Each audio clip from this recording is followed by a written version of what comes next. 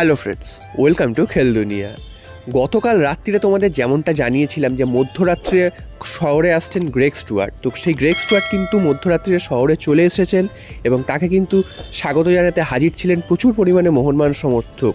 তো মোহনবাগান সমর্থকদের মধ্যে একটা প্রশ্ন ছিল যে সব বিদেশিরাই মোটামুটি চলে এসছে, বাকি 2-3 জন যে বাকি রয়েছেন তারা কবে আসবেন। তো গতকালই তোমাদের আগেই জানিয়ে দিয়েছিলাম যে মধ্যরাত্রিরে শহরে আসছেন গ্রেগ স্টুয়ার্ট। তো গ্রেগ স্টুয়ার্ট কিন্তু চলে এসছেন এবং তোমরা দেখেছো অনেক জায়গায় ভিডিওতে যে তাকে স্বাগত জানাতে কিন্তু ওই মধ্যরাত্রিরও প্রচুর মোহনবাগান সমর্থক হাজির ছিলেন, যেমনটা কিন্তু জেমি ম্যাকলারেন বা অন্যান্য বিদেশিদের ক্ষেত্রে হাজির ছিল মোহনবাগান সমর্থকরা।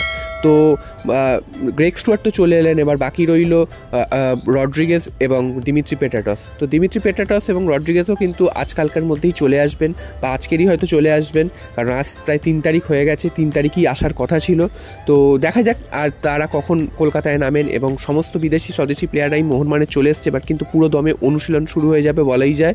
এবং বাকিরা তো অনুশীলন করছে। 8 তারিখের ম্যাচে হয়তো এরা খেলবে না, কিন্তু পরবর্তী ডার্বিতে কিন্তু এদেরকে মাঠে দেখতে পাওয়ার সম্ভাবনা